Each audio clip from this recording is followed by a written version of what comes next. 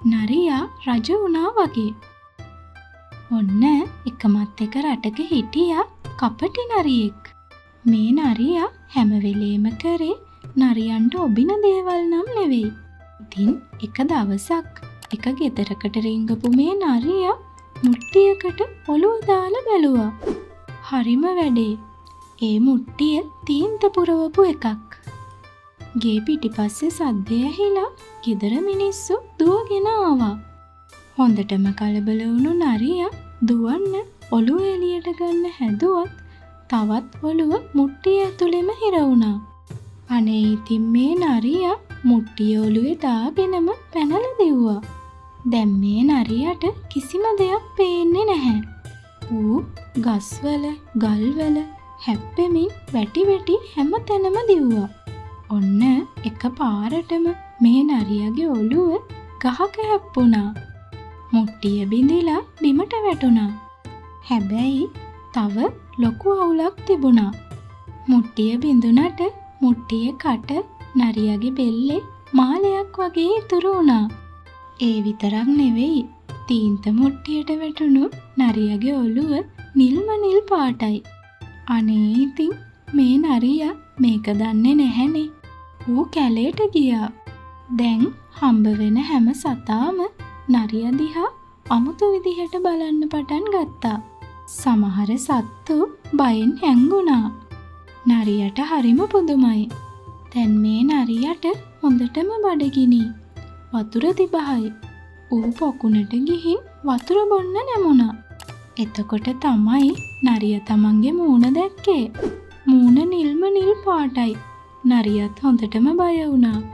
ඉතින් මේ නරියා කල්පනා කරා මොකද මම මේකට කරන්න කියලා. නරියා ඉතින් කපටිනේ. ඔන්න එක පාරටම නරියට හොඳ අදහසක් ඔලුවට ආවා. මං අමුතු සතෙක් විදිහට රඟපාන්න ඕනි. එතකොට මේ කැලේ සත්තු ඔක්කොම බය කරගෙන ඉන්න මට පුළුවන්. ඔන්න ඉතින් මේ නරියා කැලේ ඉන්න සත්තුන්ට කිව්වා මාව මේ කැලේට එව්වේ රුක් දෙවියෝ. මාව ඔබලගේ රජතුමා ලෙස පත් කරගන්න කියලා. සත්තු ඔක්කොම හිස නවලා ඒකට එකඟ වුණා.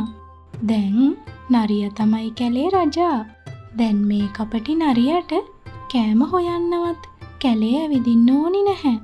හැමදාම මස් පිඟානක්ම නරියාගේ ගුහාවටම ලැබුණා. ඒ වගේම අනිත් සත්තු නරියා කියන ඕනිම දෙයක් පිළිගත්තා. මෙහෙම ටික දවසක් ගත වුණා. ඔන්න ඉතින් පසළොස්වක පෝය දවස උදා වුණා. හොඳටම හඳ පායලා තිබුණා. කැලේ ඉන්න අනිත් නරි තරගෙට හූ කියන්න පටන් ගත්තා. මේ කපටි නරියටත් තමන්ගේ රජකම අමතක වෙලා පුරුද්ද ඉස්මතු වුණා. මේ කපටි නරි රජතුමා ගුහාවෙන් එළියට ඇවිත් අනිත් නරිත් එක්ක තරගෙට හූ කියන්න එකතු වුණා.